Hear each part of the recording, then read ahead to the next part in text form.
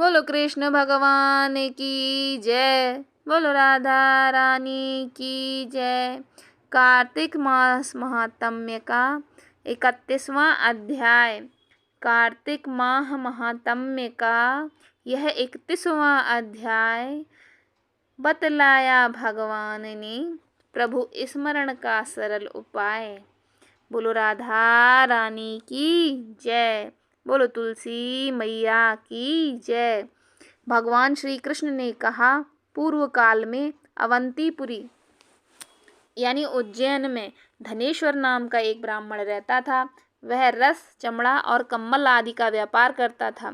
वह वेश्यागामी और मद्यपान आदि बुरे कर्मों में लिप्त रहता था। चूंकि वह रात दिन पाप में रत रहता था, इसलिए वह व्यापार करने नगर नगर घूमता था। एक दिन वह क्रय विक्रय के कार्य से घूमता हुआ माहिष्मतीपुरी में जा पहुंचा, जो राजा महिष ने बसाई थी। वहां पाप नाशनी नर्मदा सदैव शोभा पाती थी। उस नदी के किनारे कार्तिक का व्रत करने वाले बहुत से मनुष्य अनेक गांवों से स्नान करने के लिए आए हुए थे। धनेश्वर ने उन सबको देखा और अपना सामान बेचता हुआ वह भी 1 मास तक वहीं रहा। वह अपने माल को बेचता हुआ नर्मदा नदी के तट पर घूमता रहा। स्नान, जप और देवार्चन में लगे हुए ब्राह्मणों को देखता और वैष्णवों के मुख से भगवान विष्णु के नाम का कीर्तन सुनता था। वहां रहकर उनको स्पर्श करता रहा, उनमें बातचीत करता रहा। यह कार्तिक के व्रत की उद्यापन विधि का जागरण भी देखता रहा। उसने पूर्णिमा के व्रत को भी देखा। वह व्रती ब्राह्मणों तथा गौओं को भोजन करा रहे, उनको दक्षिणा आदि भी दे रहे हैं। उसने नित्य प्रति भगवान शंकर की प्रसन्नता के लिए होती दीपमाला भी देखी। त्रिपुर नामक राक्षस के तीनों पुरों को भगवान शिव ने इसी तिथि को जलाया था, इसलिए शिवजी के भक्त इस तिथि को दीप उत्सव मनाते हैं। जो मनुष्य मुझ में और शिवजी में भेद करता है, उसकी समस्त क्रियाएं निष्फल हो जाती हैं। यह इस प्रकार नर्मदा नदी के तट पर रहते हुए जब उसको 1 माह व्यतीत हो गया, तो एक दिन अचानक उसे किसी काले सांप ने डस लिया। इससे विह्वल होकर वह भूमि पर गिर पड़ा। उसकी यह दशा देखकर वहां के दयालु भक्तों ने उसे चारों ओर से घेर लिया और उसके मुंह पर तुलसी दल मिश्रित जल के छींटे देने लगे। जब उसके प्राण निकल गए, तब यमदूतों ने आकर उसे बांध लिया और कोड़े बरसाते हुए उसे यमपुरी ले गए। उसे देखकर चित्रगुप्त ने यमराज से कहा, इसने बाल्यावस्था से लेकर आज तक केवल बुरे कार्य ही किए हैं। इसके जीवन में तो पुण्य का लेश मात्र भी दृष्टिगोचर नहीं होता। यदि मैं पूरे वर्ष तक भी आपको सुनाता रहूं, तो भी इसके पापों की सूची समाप्त नहीं होगी।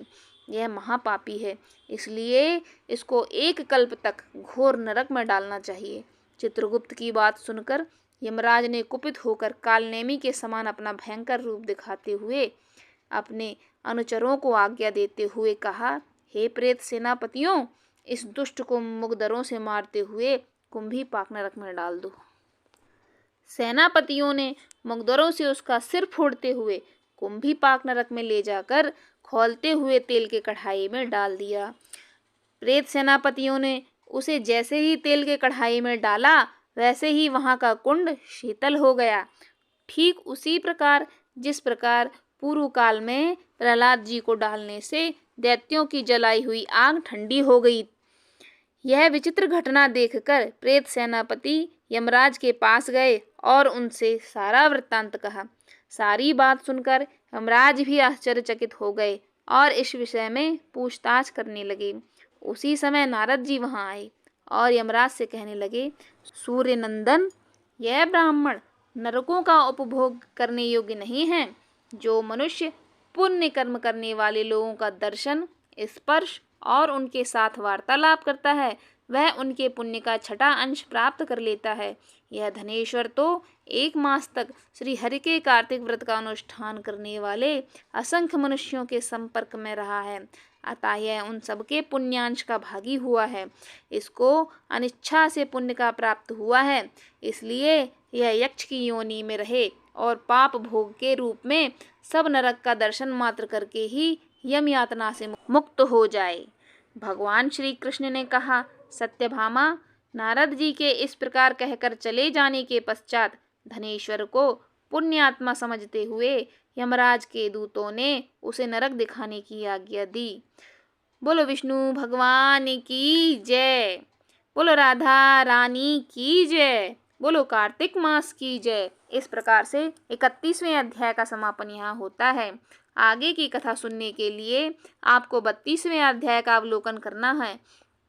अगर यह वीडियो आपको पसंद आया हो तो प्लीज़ एक लाइक कर दीजिए और आगे की वीडियो की नोटिफिकेशन पाने के लिए बेल आइकन को ज़रूर दबाएं। धन्यवाद।